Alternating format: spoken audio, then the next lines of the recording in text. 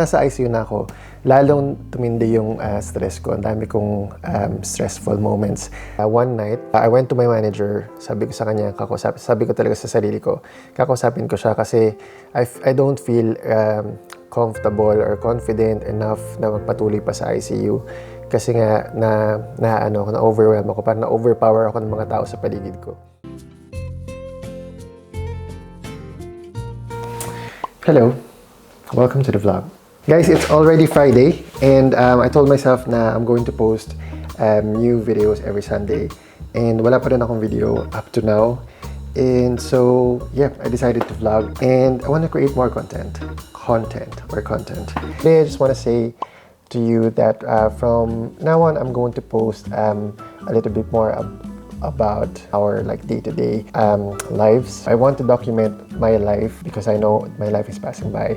I'm turning 38 next week and I want to record the special moments and the ordinary moments. So I decided, if you're here to watch it, then fine. If you're not here to watch, if you don't like this content anymore, that's okay as well. I want to share as well to those who are interested na what's life like in Ireland, yung life na that is unfiltered, the life that is real, not just only the life that we're showing on social media. Gawa muna tayo ng coffee.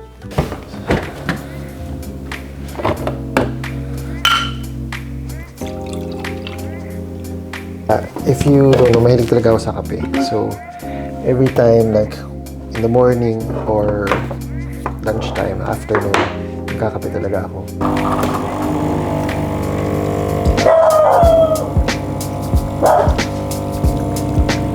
So, lagyan natin ng yung coffee.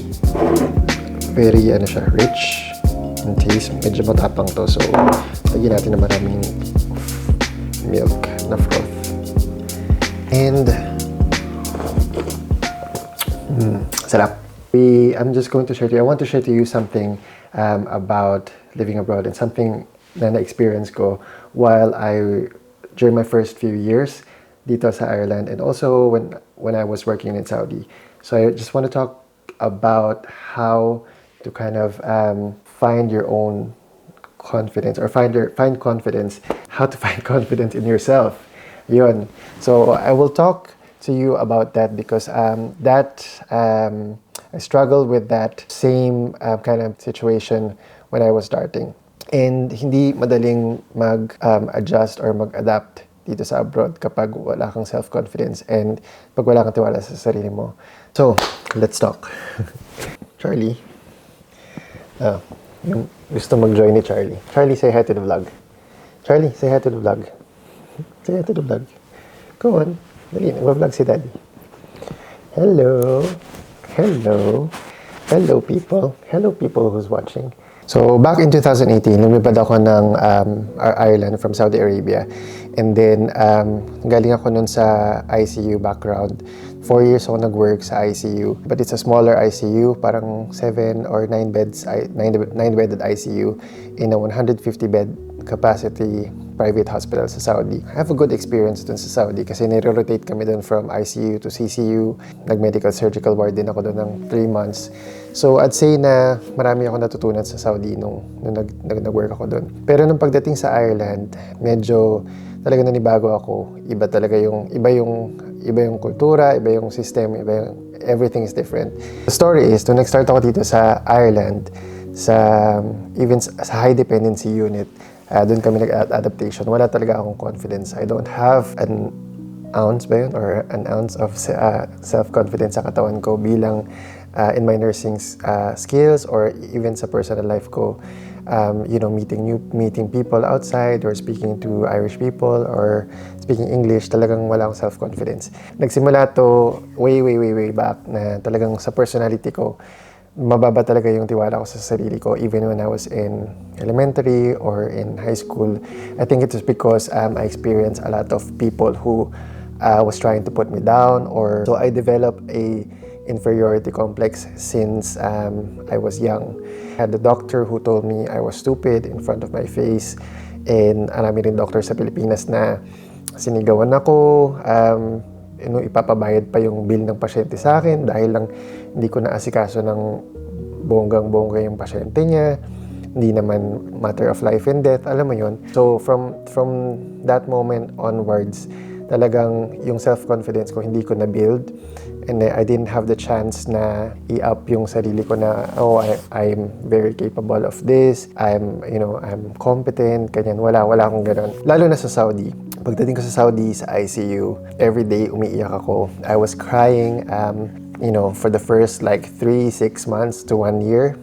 Stayed there for 4 years. Parang hindi ko nakakayanin. I was crying sa roommate ko, si Kuya Sai. Talagang sabi ko sa kanya, ayoko nang pumasok. Kasi nga parang dinadown ako, umiiyak ako sa unit, umiiyak ako sa mga doktor. Kasi may very strict na na manager. So pinapagalitan niya ako lagi. Or lahat naman kami pinapagalitan niya. So hindi lang ako. That didn't help me to build self-confidence. Talagang I kept on doubting myself at kept on doubting my skills. Kasi even yung diploma ko, kine-question itong taong to whether or not it's real or not, or peke lang siya. So isa-share ko naman sa iyo yung dito lang sa Ireland. Nung nag-start ako sa Ireland, meron mga good things and bad things. Maraming good things, less yung bad things na na-experience ko. But nung nag-start ako dito, nag-adaptation ako sa high dependency unit. Pero ang alam namin, pumunta kami sa intensive care unit, pero hindi natuloy. Dalawa yung pasyente namin parati doon sa high dependency, whereas ICU, 1:1. So sa high dependency, guys, nag-struggle din ako. And sa loob ng 6 week na ino-observe ka ng preceptor mo, tinuturuan ka, ine-evaluate ka. After everything, after like 6 weeks, sinabihan na ako ng preceptor ko na you're competent enough, pasado ka, you're gonna go to the next round, parang ganun. Probationary period pa lang. So after 6 weeks, pag pumasa ka sa adaptation, makukuha mo na yung PIN mo, meaning registered ka na nurse dito. Yun. So after 6 weeks, pinasa nila ako, and then dahil nga yung may self-confidence issues nga ako, to one of the clinical nurse manager na nag-evaluate sa akin, and I asked her, how do you know that I'm competent enough to do my job here sa HTU, sa high dependency? And she said, because we know, because we're doing this for a long time, and meron tayong sinusunod na competencies. Kapag napasa mo yung lahat ng competencies, and we're happy enough na mag-isa ka mag-care ng pasyente, it means that you're competent and that you're capable of looking after these critical level 2 patients. So they were happy, pero ako deep inside I wasn't happy, kasi parang I still doubt myself, parang I still need validation, I still need to validate na hindi ako na kaya ko. So yun, it continued on, lalo na nung napunta ako sa ICU. Nung after ng 6 weeks, they told us na, pwede na kayong pumunta sa ICU. So nung nasa ICU na ako, lalong tumindi yung stress ko. Ang dami kong stressful moments when I was starting, kasi nga ang gagaling nila sa ICU dito. Parang ang tatalino nila, ang dami nilang alam. Talagang para na silang mga doktor din, mga seniors. So parang meron silang authority. Yung, anong tawag din sa term na yun? Basta parang ganun, independent, may authority sila. Talagang kayang-kaya nila i-manage yung pasyente, ventilator, dialysis, lahat. And sa Saudi, guys, dun sa napuntahan kong hospital, hindi kami nag-dialysis, hindi kami nag-dialysis ng pasyente sa ICU. And also, hindi kami nagmamanage ng ventilator. Meron kaming respiratory therapists doon sa Saudi. So sila, kapag may mga issues sa ventilator, talagang sila yung tinatawagan sa university hospital. And most of the patients that are catered dito sa ICU na napuntahan ko are talagang sick enough na talagang they're on parang multiple organ support, dialysis, ventilator, parang multiple infusions, lahat-lahat na. So parang nakaka-overwhelm, talagang to the max, up to the roof, up to the moon. And so again, ako na naman si Mr. Self-doubt. One night, I went to my manager, sabi ko sa kanya, sabi ko talaga sa sarili ko, kakausapin ko siya kasi I don't feel comfortable or confident enough na magpatuloy pa sa ICU. Kasi nga, na-overwhelm ako, parang na-overpower ako ng mga tao sa paligid ko. That's what I think to myself. So, kinausap ko yung manager ko nung one night shift after mga 3 months na ako in ICU. So, sabi ko sa kanya, I don't think I can continue here dito sa ICU na to. Tapos, tinanong niya, okay, let's talk. Why? Why are you feeling this way? Tell me how you feel, ganyan-ganyan. I told her na, para sabi ko, I feel like everybody else around me have this huge amount of knowledge dito sa about what they're doing sa intensive care, critical care. I'm not at par with the staff who are working here. So, parang nagulat siya na parang nag-wonder siya, why are you feeling this way, ganyan-ganyan. Anyway, to cut the long story short, sinabi niya sa akin, I don't doubt your capabilities. I don't have any problems with you. So far, you're doing really well and people like you here, blah, blah, blah. I think you're telling a different story to yourself and I think that you should stay. So sabi niya sa akin, where else would you go? Do you want to go to the ward? Sabi niya, the ward is really a different world. You don't want to go there. Do you want to go to ED? Ganon din. Iba ring klase yung stress na mararanasan mo sa ED or sa ER. So, anyway, sabi niya sa akin, why not take the foundation course in ICU dito sa University of Cork. So, sabi niya, take a look at this course. So, long story short, guys, tinapos ko yung ICU foundation course. Then, marami rin kumausap sa akin ng mga nurses and mga parang naunang batch sa akin ng mga Irish and mga Filipinos din na about yung mga parang anxiety ko about talking to the doctors, about feeling na inferior ako among all the people. Patuloy pa rin ako sa ICU and then I felt a little bit better. Talagang it takes a while before para makapag-adjust ka sa isang lugar, sa isang unit. Kung saan ka man nandoon ngayon, it will get better. You think na parang ang hirap na parang ayaw mo na, hindi mo na kaya, ang dami ng stress, anxious ka. But sooner or later, that will change. And kapag talagang nagpursige ka naman and talagang nag-effort ka na mag-aral or makisalamuha, makibagay, makisama, so talagang magbabago yung situation mo for the better.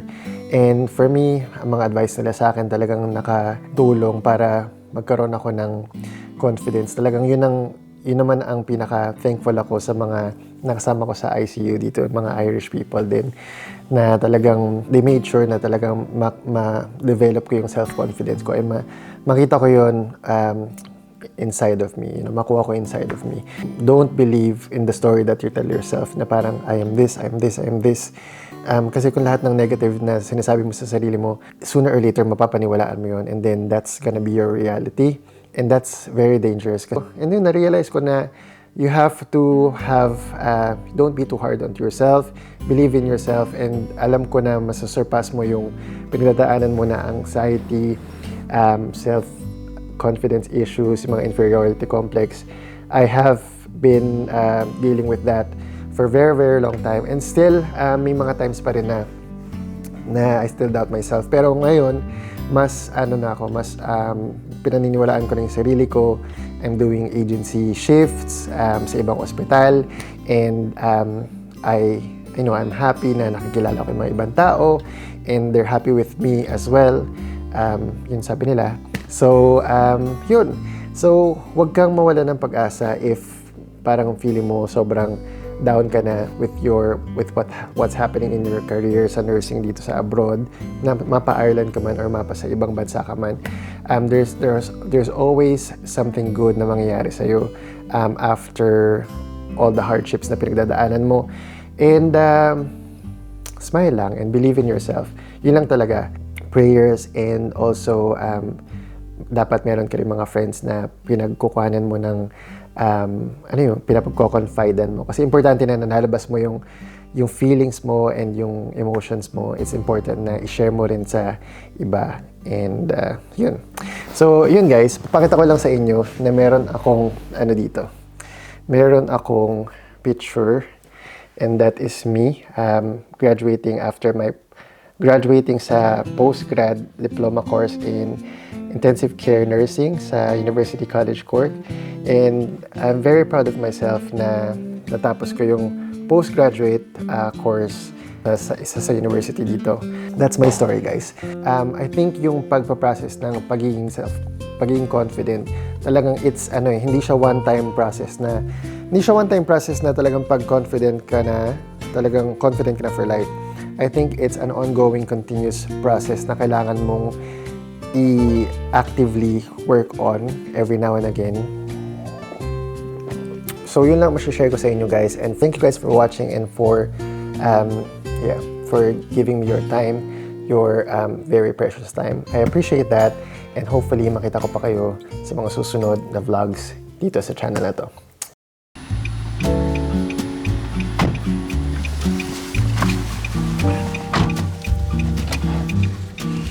Say hi to the vlog.